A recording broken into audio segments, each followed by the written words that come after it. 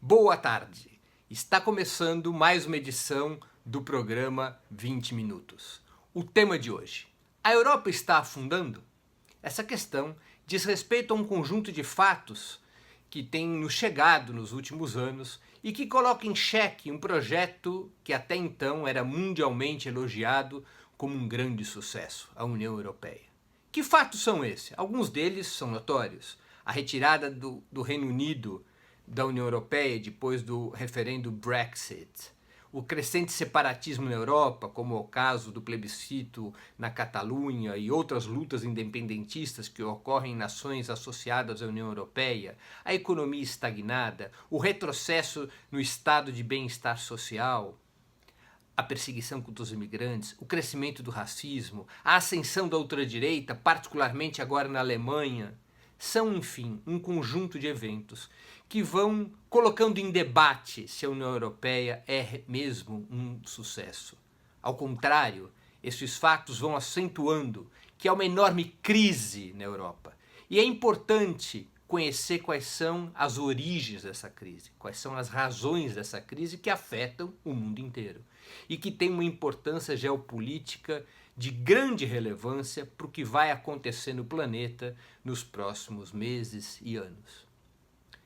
Vamos nos recordar que a União Europeia é uma construção antiga, que ela começa lá nos anos 50, com os primeiros acordos entre a França e a Alemanha, evolui para a Comunidade Europeia, em seguida a Comunidade Europeia se transforma num acordo unitário mais sofisticado e, finalmente, no início dos anos 90, esse acordo é complementado com uma moeda única, o euro. Basicamente, a União Europeia é uma confederação de países que resolve se unificar economicamente. Como é que ocorreu essa unificação econômica? Basicamente, os países mais ricos, em especial Alemanha e França, financiaram a adesão dos países mais pobres. Interessava a Alemanha e França o mercado desses países mais pobres, a possibilidade de eliminar as fronteiras e de tal sorte que as empresas francesas e alemãs pudessem vender livremente seus produtos, comprar livremente seus produtos, fabricar livremente seus produtos em outros países, enfim, eliminar todo tipo de restrição alfandegária, todo tipo de restrição financeira para a mobilidade do capital. Esse é um interesse evidente dos países mais ricos, ter uma economia europeia completamente integrada e sem fronteiras, que pudesse rivalizar com os Estados Unidos e o Japão no campo capitalista, e lá no início, quando foi forjada a ideia de União Europeia, que pudesse também rivalizar com o poderoso campo socialista que existia sob a liderança da União Soviética até 1991. Em troca dessas fronteiras abertas que tanto interessavam as corporações alemãs e franceses, os países pobres receberam créditos, muitos créditos. Créditos para comprar os produtos franceses e alemães, créditos para modernizar sua infraestrutura, geralmente contratando empresas alemãs e francesas, créditos para desativar setores da sua economia que competiam com os países mais ricos. O caso mais notório, por exemplo, é a indústria pesqueira de Portugal. Em Portugal, os pescadores e as empresas de pesca passaram a receber recursos para não produzir. Isso mesmo. Receberam dinheiro para que não colocassem seus barcos no mar, para que limitassem sua pesca, de tal maneira que a indústria pesqueira de Portugal não rivalizasse com a de outros países. O dinheiro chegava fácil, num primeiro momento, para adaptar a economia dos países mais pobres aos interesses das grandes corporações da Alemanha e da França principalmente, mas não só, também de outros países cuja economia possuía um grau de desenvolvimento mais elevado do que, particularmente, os países do sul da Europa. Estamos aqui falando de Espanha, Portugal, mas também de Grécia, lá para cima um pouco estamos falando da Irlanda, e depois estamos também falando da adesão dos países oriundos do leste europeu, quer dizer, países oriundos do antigo campo socialista liderado pela União Soviética. Evidente que, num primeiro momento, para esses países mais pobres, os abundantes investimentos, o crédito que parecia ilimitado, a juros inicialmente muito baixos, foi um enorme choque de progresso capitalista. uma quantidade impressionante de recursos entrou nesses países. Esses países se modernizaram, ainda que sua dependência em relação às grandes corporações multinacionais e às instituições financeiras dirigidas pela Alemanha e pela França crescesse. Num primeiro momento, era só felicidade.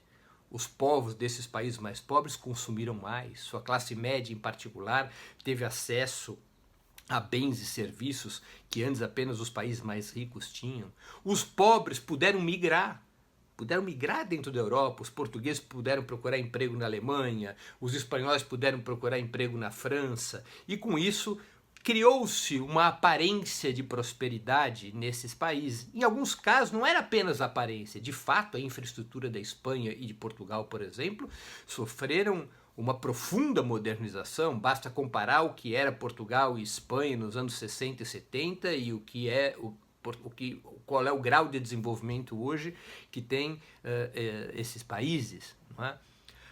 Agora, houve um custo para esses países mais pobres, um custo que é marcado pela dependência e pelo fato de que suas economias passaram a estar restringidas a determinadas áreas. Por exemplo, a Espanha foi destinado um papel de polo turístico na Europa. A Espanha vive abundantemente do turismo. Vive também de outras atividades na área de serviços, mas são países cujo grau de industrialização relativo caiu em relação aos países mais ricos. O mesmo aconteceu com Portugal, o mesmo aconteceu até com a Itália. O mesmo aconteceu mesmo com o Reino Unido, que se integra à União Europeia sem se integrar ao euro. O Reino Unido sofreu um profundo processo de desindustrialização. Qualquer um que entre num supermercado de Londres se dará conta que quase nada é produzido na Inglaterra. Qualquer um que entrar numa loja em Londres perceberá que o grau de produção industrial da Inglaterra caiu muito, que ela importa quase tudo que consome em relação à indústria ligeira e mesmo em relação à agricultura. A Inglaterra se especializou em ser uma praça financeira, em ser o hub financeiro da Europa e um dos grandes hubs financeiros do mundo. Basicamente foi esse o desenho.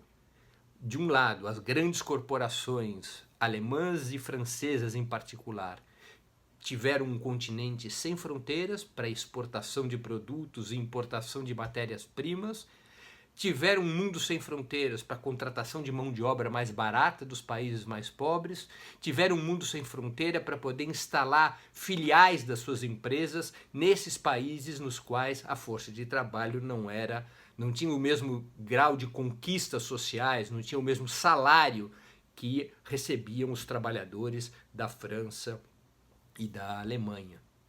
Esses países mais pobres, num primeiro momento, e esse primeiro momento foi um primeiro momento bastante longo, tiveram em compensação, em troca dessa abertura de fronteiras, créditos e investimentos que permitiram sua modernização dependente.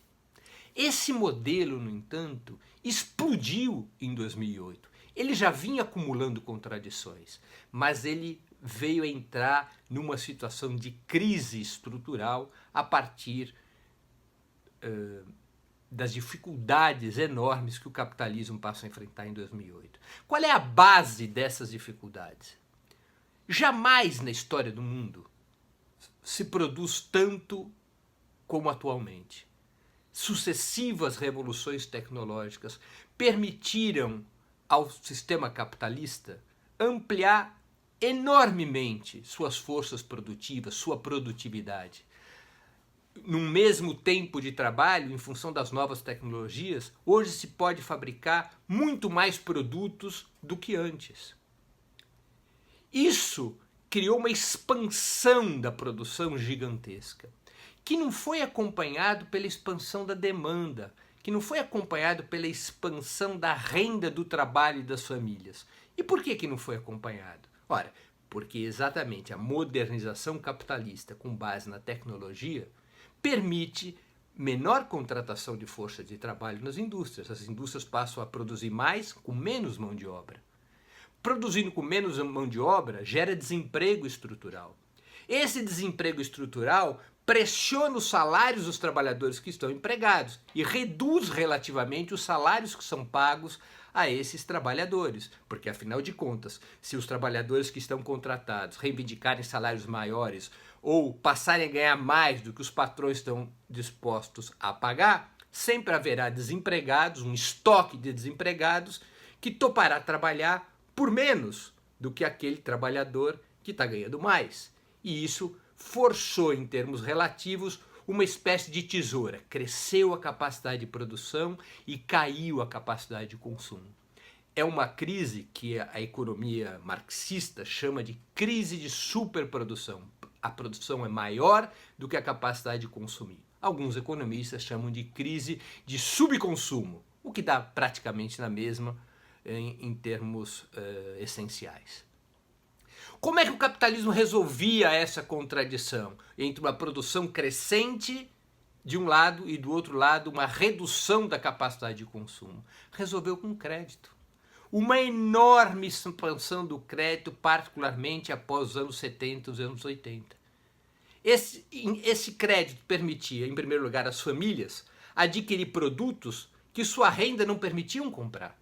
As pessoas não tinham condições de comprar um carro à vista porque sua renda não permitia poupança suficiente para isso, lhes foi dada a possibilidade de comprar o carro em 36 prestações, em 48 prestações, em 60 prestações e assim por diante. O mesmo com a casa, o mesmo com todos os produtos de consumo mais caros, de maior valor agregado, de maior densidade tecnológica. O crédito passou a ser a mola mestra que substituía a queda relativa de renda para permitir que o capitalismo continuasse a funcionar. Em 2008, o que nós assistimos foi uma explosão desse sistema. O sistema de crédito ruiu. O sistema de crédito ruiu porque havia se expandido em tal dimensão que as pessoas já não conseguiam mais pagar esse crédito. E o sistema passou a enfrentar enormes dificuldades. Os fornecedores do crédito começaram a ter problemas. Explodiu-se a bolha desse crédito e o sistema financeiro mundial entrou em colapso, colapsando junto com ele a capacidade de oferecer crédito. E ao colapsar a capacidade de oferecer crédito, caiu brutalmente a demanda. E ao cair a demanda, caiu a produção. E o mundo foi jogado numa situação recessiva fortíssima e a Europa, em particular, foi mergulhada numa situação de economia estagnada.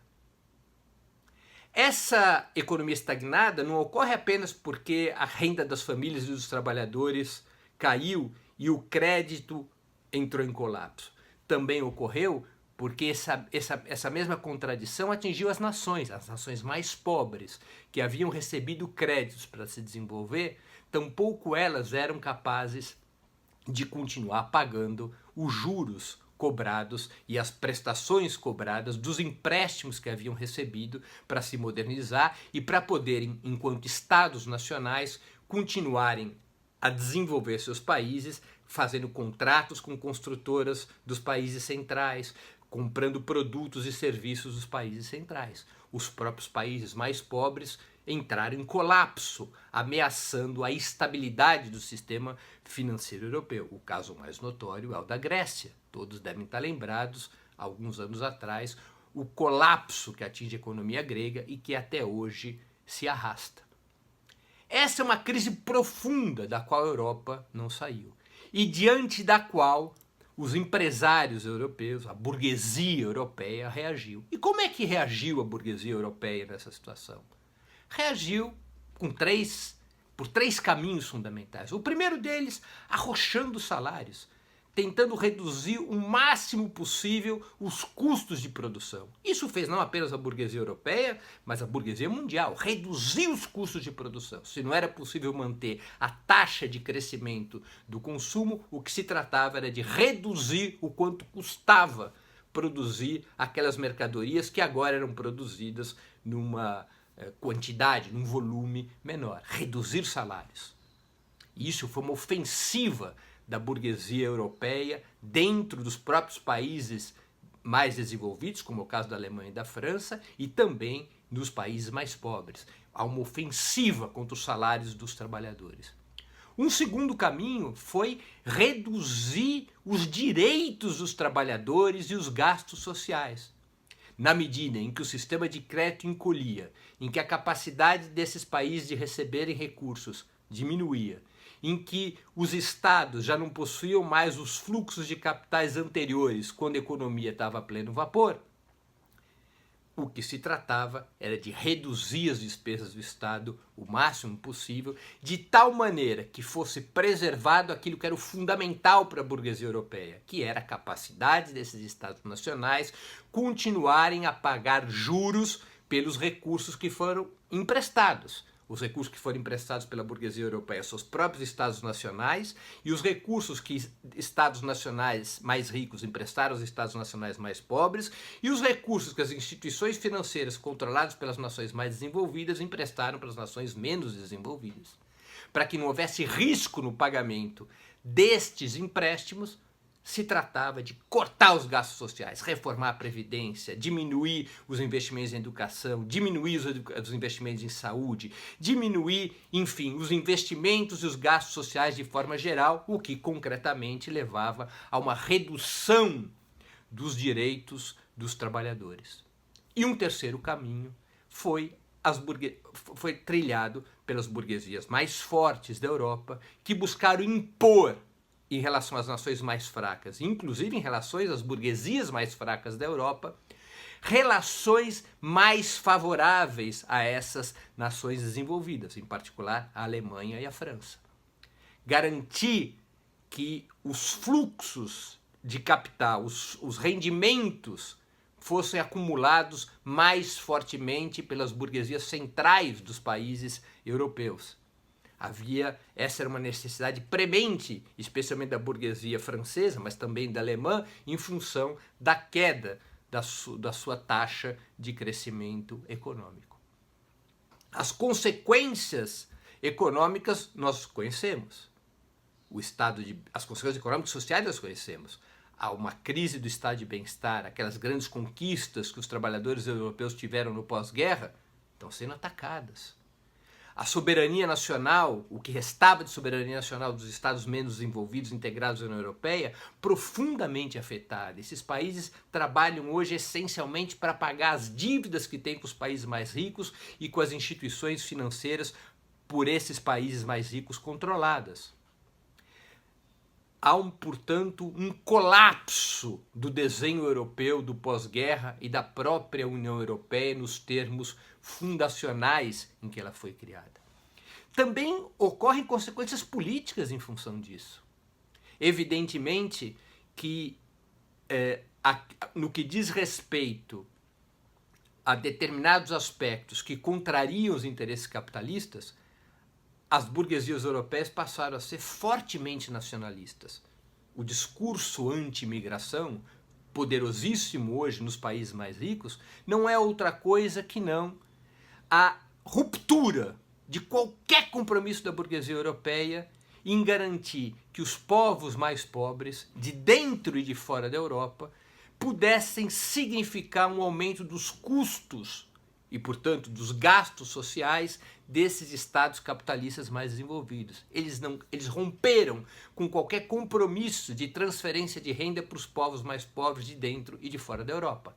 Esse discurso anti-imigratório não é outra coisa que não a expressão disso. E é um discurso que tem repercussão, inclusive, junto à classe trabalhadora europeia. Porque a classe trabalhadora europeia, numa situação de muita crise ideológica no continente, de uma esquerda enfraquecida, de uma parte da esquerda, como o caso da social-democracia, que virou um apêndice da burguesia europeia, que já não tem mais compromissos verdadeiros com o combate ao capitalismo e seus aspectos mais contundentes, numa situação como essa, parte da classe trabalhadora vê no imigrante seu inimigo, porque o imigrante pode lhe tomar um emprego por um salário mais baixo. O separatismo também cresce, porque os países mais ricos e as regiões mais ricas querem se livrar dos mais pobres. O movimento na Catalunha, por exemplo. Evidente que é um direito democrático que toda nação possa se separar da comunidade a qual foi integrada à força, como é o caso da Catalunha. Ali houve uma integração A Catalunha é uma nação com língua própria, história própria. É evidente que é um direito democrático poder se separar. Mas, efetivamente, o discurso separatista da Catalunha é de uma região mais rica que quer se livrar das regiões mais pobres, quer diminuir sua contribuição social para o conjunto do Estado espanhol, e em particular para as regiões mais pobres, de tal maneira que os catalães possam usufruir plenamente do seu grau de desenvolvimento. O mesmo ocorre em outras regiões da Europa. Os mais ricos querem se livrar dos mais pobres, querem se livrar dos imigrantes que já não têm mais funcionalidade na economia europeia em crise e querem se livrar das regiões e estados mais pobres, querem reduzir os níveis de transferência de renda para essas localidades. Enfim, são um conjunto de aspectos que vai desmontando o sonho europeu. Sim, a Europa está afundando. Essa é a resposta que nós devemos dar. Não que ela está afundando e ela vai se transformar numa região pobre, numa nova África. Não, o projeto da União Europeia está afundando. Quando veio a crise estrutural, o projeto da União Europeia provou ser revelou claramente seu caráter capitalista, seu caráter imperialista, que penaliza os trabalhadores, que penaliza os países mais pobres, que destrói a soberania nacional em nome da consolidação da hegemonia das grandes corporações nacionais e das burguesias europeias mais poderosas, como trata-se do caso francês e, em especial, do caso alemão. O crescimento da ultradireita também tem a ver com esse ambiente. O que é a ultradireita senão a expressão do profundo nacionalismo da burguesia europeia, em particular das burguesias, das frações mais ricas da burguesia, de certas frações das burguesias mais ricas da Europa, contra tudo o que tem a ver com solidariedade, repartição de renda, distribuição de direitos. O projeto europeu, que se algum dia teve ilusões de que era um projeto inclusivo, um projeto de distribuição de renda e riqueza, esse projeto europeu está afundando. Quem gostou do nosso programa de hoje, compartilhe, divulgue e por aqui ficamos. Até a próxima sexta. Um grande abraço.